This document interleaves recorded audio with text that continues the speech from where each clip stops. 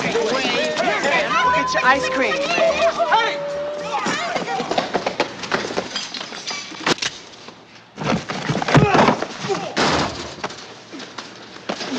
I ain't got it.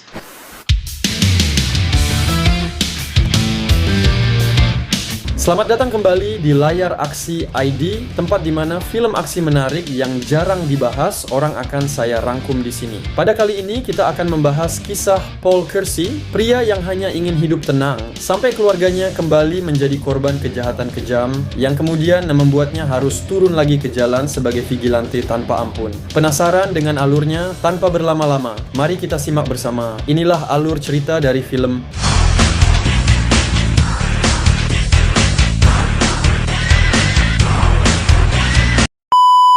Film dibuka dengan laporan berita tentang meningkatnya kejahatan di kota. Dari situ, kita diperkenalkan kembali kepada Paul Kersey, yang kini tinggal di Los Angeles. Pagi itu, ia berpamitan kepada pengurus rumahnya, Rosario, sebelum pergi menemui kekasihnya yang juga seorang reporter, Jerry Nichols. Mereka kemudian berkunjung ke rumah sakit jiwa untuk menemui Carol, putri Paul, yang masih menjalani perawatan akibat insiden di film sebelumnya. Still like him?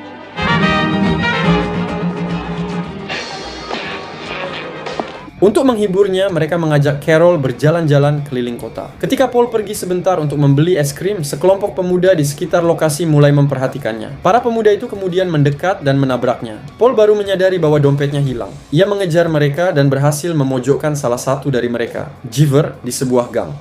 Saat Giver mengeluarkan pisau, Paul dengan tangkas menghindar dan berhasil melucuti senjata itu. Namun setelah menyadari bahwa Giver tidak membawa dompetnya, ia memutuskan untuk melepaskannya.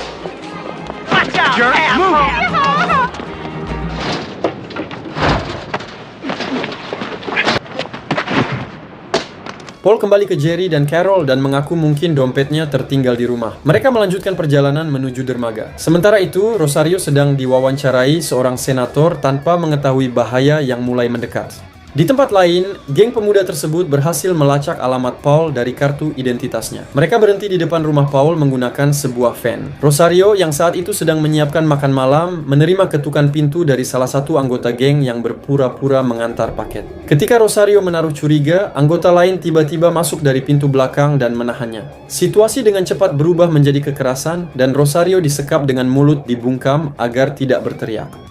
Di tengah kondisi yang kacau, salah satu pria yang baru keluar dari penjara bertindak paling agresif, sementara anggota lainnya mendukung tindakan itu. Setelahnya, mereka menyeret Rosario ke kamar dan memperlakukannya dengan semena-mena. Beberapa saat kemudian, Paul dan Carol pulang, namun mereka langsung disergap oleh para pria itu. Paul dipukul hingga tak sadarkan diri. Rosario yang berusaha menghubungi polisi digagalkan, dan dalam pergulatan itu, ia mengalami luka fatal. Para geng tersebut kemudian melarikan diri bersama Carol dan membawanya ke persembunyian mereka. Di persembunyian itu, para pria berdiskusi tentang apa yang harus dilakukan dengan Carol. Ada yang ingin menghentikan masalah dengan cara paling mudah. Sementara Giver tampak panik karena Paul sempat melihat wajahnya. Pemimpin mereka berusaha menenangkan semuanya. Salah satu pria kemudian mencoba menyentuh Carol yang saat itu tidak sadarkan diri. Kembali di rumah Paul, ia terbangun tepat saat Jerry datang dan membunyikan bel. Ketika mereka memeriksa rumah, mereka menemukan Rosario dalam kondisi tidak bernyawa. Di tempat persembunyian, seorang pria mengakhiri nyawa Carol. Ketika yang lain bersiap untuk bertindak, Carol tiba-tiba sadar dan mencoba melarikan diri. Ia kabur melalui jendela, namun terjatuh ke arah pagar besi dan meninggal di tempat. Polisi datang untuk membawa jenazah Rosario dan Inspektur Mankiewicz memulai penyelidikan. Paul yang masih terpukul berusaha mengingat para pelaku namun pingsan sebelum bisa memberi penjelasan. Inspektur yang mengetahui masa lalu Paul di New York mencoba menenangkan dan memastikan akan melakukan tindakan maksimal. Ia menyerahkan patung kaca yang tadinya dibeli Paul untuk Carol. Tak lama kemudian, seorang polisi menyampaikan kabar bahwa mereka telah menemukan putri Paul. Dengan langkah berat, Paul dibawa menuju kamar mayat untuk mengidentifikasi Carol. Setelah kehilangan seluruh anggota keluarganya, Paul Kersey tidak lagi bisa tidur dengan tenang. Upacara pemakaman Carol berlangsung singkat namun penuh duka, dan Paul hanya bisa menatap putrinya untuk terakhir kalinya sebelum peti itu diturunkan ke bumi. Atasannya menyarankan Paul untuk mengambil waktu istirahat, namun Paul bersikeras bahwa ia akan segera kembali bekerja. Paul pergi menenangkan diri ke sebuah kabin di tengah hutan. Hari-harinya ia habiskan dengan memotong kayu bakar, mencoba meredakan beban pikiran yang terus menghantuinya. Beberapa minggu berlalu dan Paul kembali ke rumah serta melanjutkan pekerjaannya sebagai arsitek merancang gedung baru untuk pemilik stasiun radio tempat Jerry bekerja. Ia kemudian bertemu Jerry yang mencoba mengajaknya berkencan, namun Paul belum siap untuk kembali membuka hatinya. Saat Paul keluar gedung, polisi menghadangnya dan meminta ia melihat sejumlah foto tersangka. Paul mengaku tidak mengingat apapun, meski sebenarnya pikirannya penuh dengan bayangan kejadian malam itu. We've got Back. people that were in your apartment. Sesampainya di rumah, Paul mengambil sebuah pistol yang selama ini ia sembunyikan. Ia memeriksa isinya lalu berangkat ke pusat kota. Di sana, ia mengamati berbagai kelompok kriminal berharap bisa menemukan jejak pembunuh putrinya. Di malam hari, Paul mengenakan pakaian gelap dan pergi lebih jauh ke pusat kota. Ia menemukan sebuah motel dan menyewa satu kamar dengan nama samaran Tuan Kimball, menjadikannya markas kecil untuk aksinya. Namun malam itu berlalu tanpa ia melihat siapapun yang dicurigai.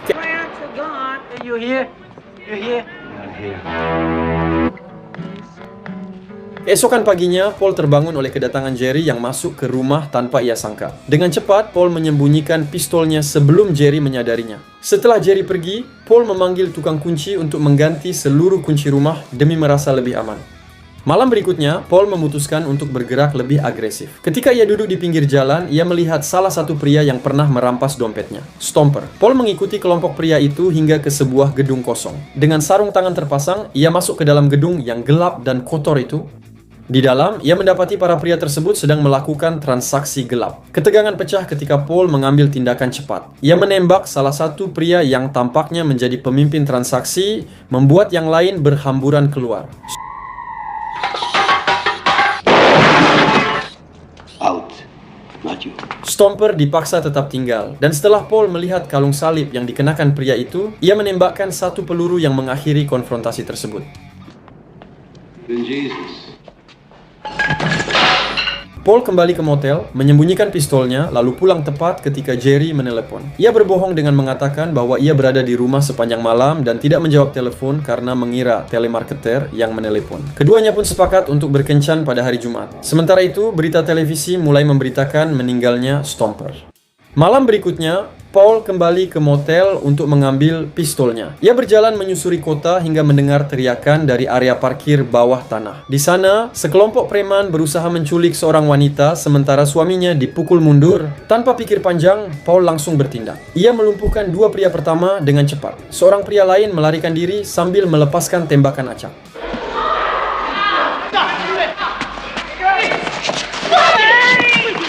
Yang terakhir ternyata adalah Jiffer, orang yang pernah ia hadapi sebelumnya. Jiffer menodongkan pistol ke arah wanita yang ketakutan itu, mengancam Paul agar tidak mendekat. Jiffer berusaha kabur, tetapi sebelum ia menghilang dari pandangan, Paul berhasil menembakkan satu peluru yang mengenai bagian belakang tubuhnya, membuatnya tertatih namun tetap mampu meloloskan diri.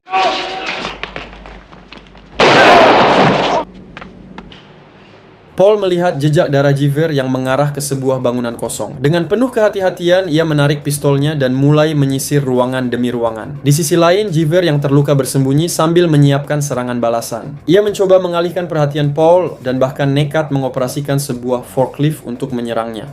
Namun Paul berhasil menghindar dan menembakkan satu tembakan tepat sasaran, menghentikan Jiffer.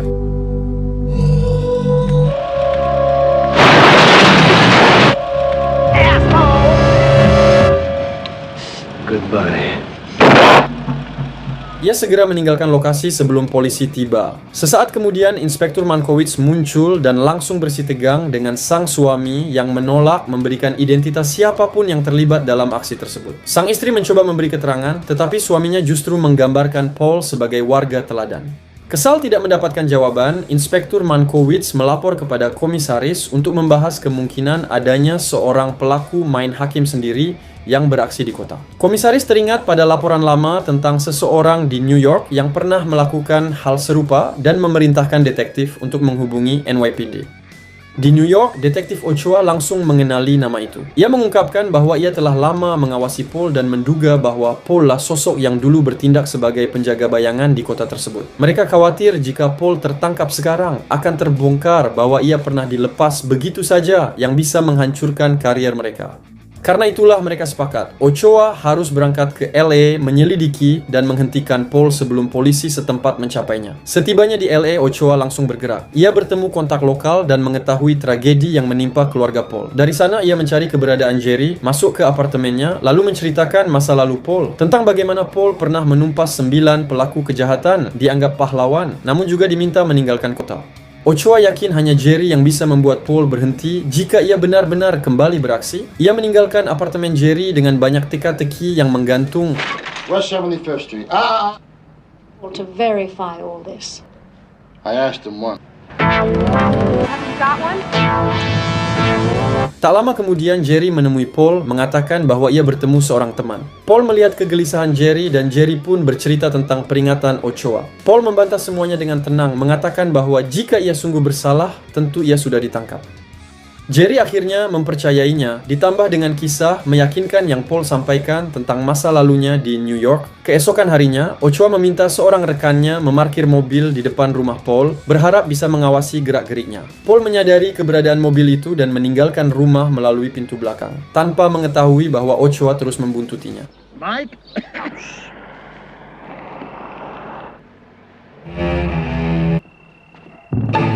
Ia mengikuti Paul hingga pusat kota dan melihatnya masuk ke sebuah motel. Di sana Paul berganti pakaian dan bersiap dengan 2 pistol di balik jaketnya. Paul kemudian kembali ke jalanan kota. Di sebuah taman, ia melihat Carter dan 2 rekannya, orang yang dikenalnya dari kejadian penyerbuan rumah. Para preman itu sama sekali tidak mengenali Paul. Dengan langkah tenang, Paul mengikuti mereka hingga naik bus umum, dan Ochoa pun terus membuntuti, menjaga jarak namun tak pernah hilang dari pandangan. Let me check the color. I know. Di dalam bus, sekelompok pria mulai mengganggu seorang penumpang wanita. Paul melihatnya, namun tetap menjaga jarak dan bersikap tenang, tidak ingin menarik perhatian. Setelah beberapa saat, pria-pria itu turun dari bus. Paul menyusul tak lama kemudian, mengikuti mereka yang menghilang ke dalam kegelapan malam. Dari kejauhan, Ochoa turun dari taksi dan menyuruh sopir menunggu, lalu membuntuti langkah Paul dengan hati-hati. Di sebuah area terpencil, Paul akhirnya mendapati para pria itu sedang bertemu kelompok kriminal lain untuk melakukan transaksi senjata. Paul bersiap dengan pistolnya, sementara Ochoa mengamati dari posisi tersembunyi. Saat keadaan semakin tegang, Ochoa melihat sesuatu yang tidak disadari Paul. Seorang penembak jitu bersembunyi di atas pohon, membidik langsung ke arah Paul. Dengan cepat, Ochoa memperingatkannya, membuat Paul sempat menghindar. Kekacauan pun pecah. Para penjahat menyadari keberadaan mereka, dan baku tembak pun tak terelakkan.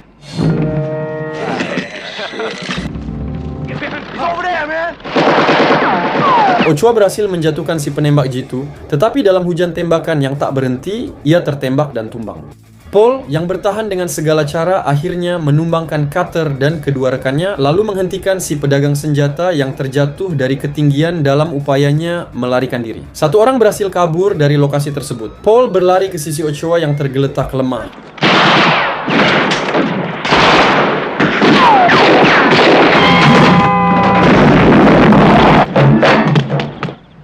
Terkejut mengetahui bahwa sang detektif datang bukan untuk menangkapnya, melainkan untuk membantu. Dengan napas terakhirnya, Ochoa meminta Paul menuntaskan misi ini. Paul pun pergi sebelum polisi tiba dan memenuhi area kejadian. You get heaven. Ketika petugas melakukan penyisiran, satu penjahat yang masih bertahan memberitahu nama orang yang bertanggung jawab atas tewasnya Ochoa, Charles Wilson. Tak lama kemudian, ia pun kehilangan kesadaran. Keesokan harinya, Paul mendatangi stasiun radio tempat Jerry bekerja dan mengetahui bahwa polisi sedang merencanakan operasi besar-besaran untuk menangkap Charles. Paul kemudian meminjam pemindai polisi lama dari rekan Jerry dan mulai memantau pergerakan aparat. Begitu mendengar pasukan bersiap menyerbu, Paul langsung bergerak. Ia tiba di tempat yang dituju, melihat polisi yang bersiap-siap, sementara Charles masuk ke dalam sebuah bangunan.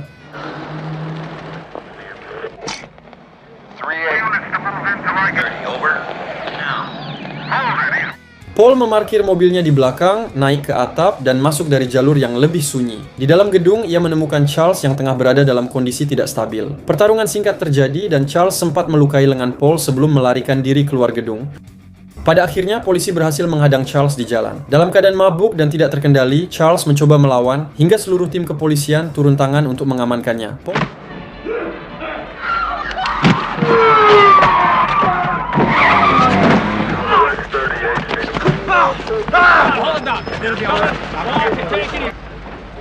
Paul kembali ke motel, membalut lukanya, mengenakan pakaian bersih, dan pulang dengan langkah berat, menyadari bahwa cerita ini masih jauh dari selesai. Tak lama kemudian, Jerry kembali dengan membawa sebuah koran. Di halaman depan, terpampang laporan mengenai tewasnya Ochoa dan penangkapan pria yang dianggap bertanggung jawab. Setelah itu, Jerry pergi untuk menyiapkan kencan mereka malam nanti. Sementara itu, di ruang sidang, hakim menyatakan bahwa Charles tidak stabil secara mental dan memutuskan untuk mengirimnya ke rumah sakit jiwa. Kebetulan, Jerry sedang menulis artikel tentang dokter yang merawat Charles. Paul pun bertanya apakah ia bisa ikut saat wawancara dilakukan. Ketika mereka tiba di rumah sakit, Paul meminta izin untuk pergi ke toilet, namun diam-diam memasuki ruang ganti dokter. Di sana ia menemukan sebuah jas dokter lengkap dengan kartu identitas. Dengan tenang, ia mengambil kartu itu dan kemudian membuat kartu identitas palsu untuk dirinya sendiri.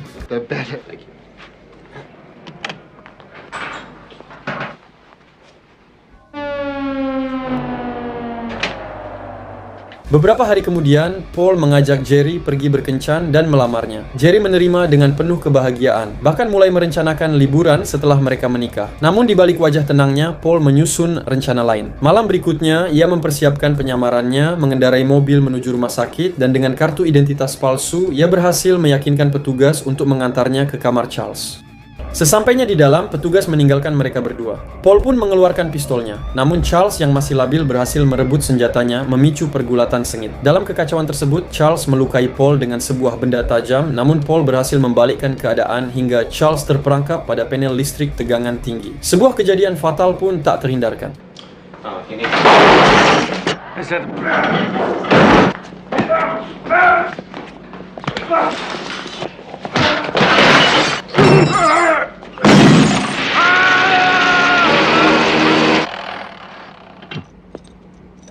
Saat meninggalkan ruangan, petugas yang mengantarnya sebelumnya muncul kembali. Ia mengenali Paul dari berita lama tentang kematian Carol. Namun alih-alih langsung melapor, petugas itu memberi Paul waktu beberapa menit untuk melarikan diri sebelum alarm dibunyikan. Paul segera kabur dan kembali ke motel untuk merawat lukanya.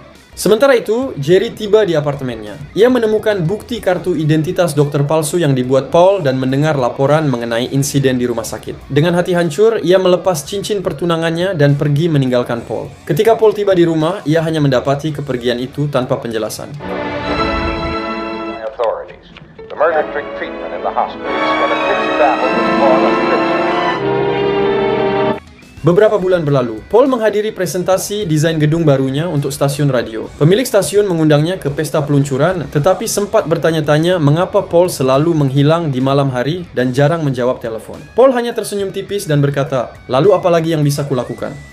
Dan malam itu, seperti sebuah kebiasaan yang tidak pernah berhenti, Paul kembali turun ke jalan, melanjutkan langkahnya dalam bayang-bayang gelap kota. Film pun selesai, benar-benar ending yang begitu mengagumkan. Jangan lupa tinggalkan jejak. But I'm fine. Betty.